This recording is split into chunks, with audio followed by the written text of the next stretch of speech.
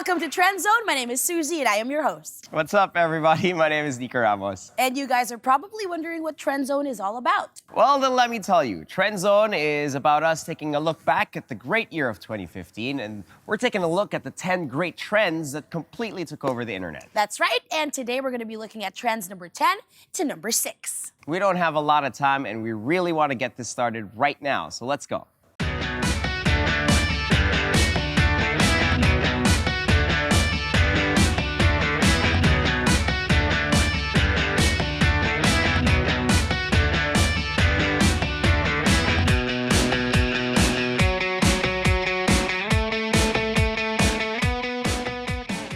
The past year, the way we listen to music has been revolutionized by Spotify. And as the year closes, Spotify offers an interactive and personalized celebration of 2015. If you go to www.spotify.com/2015, you'll be able to see your top 5 artists, albums, tracks, as well as other statistics that review your year on Spotify.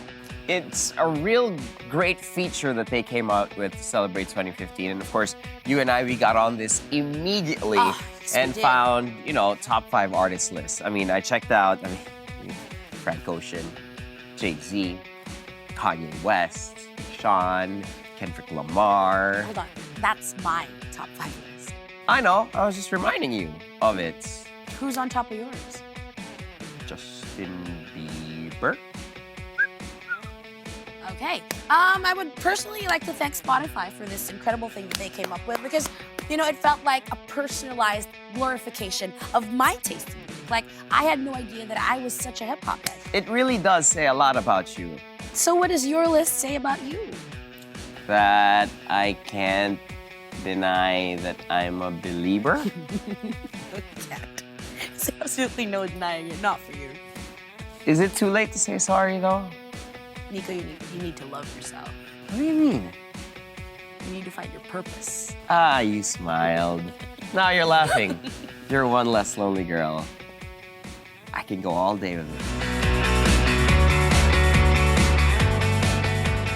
Last November 2015, Kobe Bryant announced his retirement through a poem that generated a social media frenzy. The Black Mamba, who, aside from being considered as one of the greatest players to ever step on the hardwood, is also known to be one of the sport's most polarizing personalities. Now, right after he announced his retirement, however, it felt that for a rare instance, the internet was unified in paying homage and respect to a legendary 20-year career.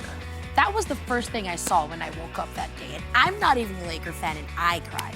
It's so un-Kobe to be so emotional in a poem, to be so sentimental about it. It has caused people really to be so sentimental and emotional about his retirement also, with all the tweets and all the messages for him. That's true. Even from players that he played against, even from fans of rival teams, this got them really emotional. I don't get it. I don't get it. I mean, why gotta be emotional about Kobe retiring? I mean, he's just another player.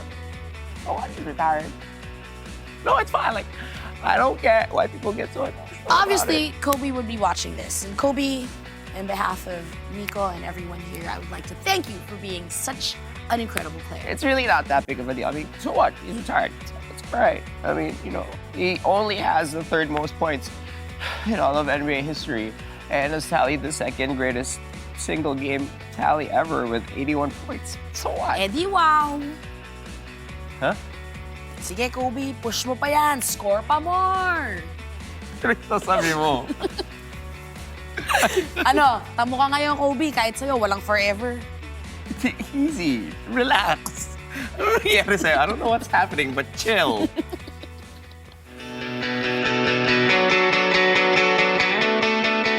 It seems wherever you are or whoever you're with, one of these phrases are bound to come up in a conversation. Not even our president is above this trend. Whether we like it or not, it seems that this is where today's mode of communication is headed towards. We see it in news articles, in hashtags to promote our most famous brands, in memes, and on social media pages of Pinoys everywhere. Although this might come as an assault to grammar Nazis, it undeniably influences the evolution of our language and communication. Well, love it or hate it, whether you use it or not, without question, I think it entertains us all. Kasi ultimo traffic, nahanapan nila ng paraan to, make it funny, to make it light. Wala nga lang forever until you get to EDSA on rush hour traffic. This is true. It was so amusing all over social media, but I would have to say that my favorite was that guy who said, ang forever, parang elepanteng lumilipad. Bakit? Walang ganun. Eh di wow. Di bagay.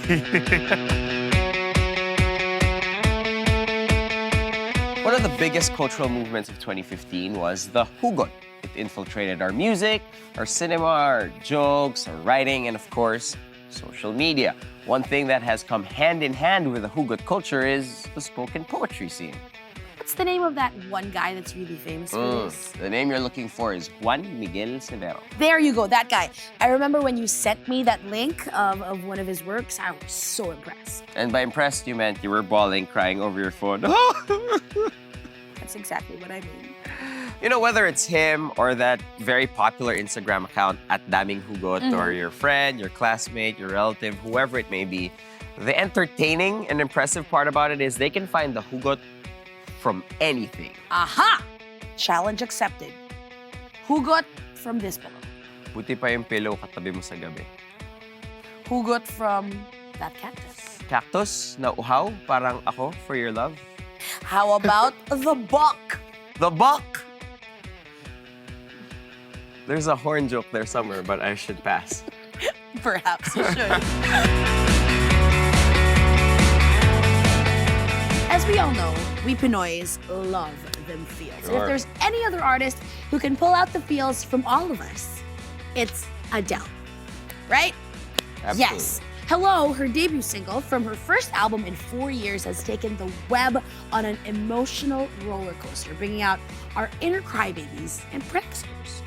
Also saying hello is someone who's been staying under the radar for the last few years and making a splash, maybe bigger than the first splash he made the first time around, Justin Bieber.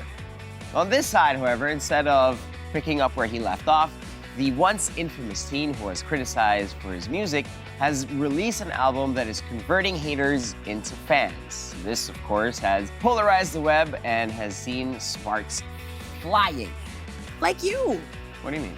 You were totally converted into a believer. That's not true. That's not true. It's simply not true.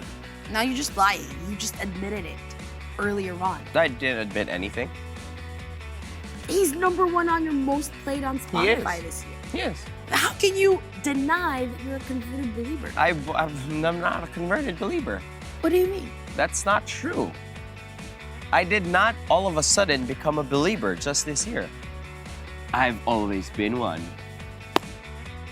And with that, we end today's episode of Trendzone. Thank you so much for joining us today, you guys. And hopefully, we shall see you again in the next episode. That's right. You can't miss that one because if you had fun from 10 to 6, on the next episode, we're counting down the top 5 trends of 2015. That's right. We're going from 5 to 1. So, in the words of Adele, we shall see you on the other side. Ah.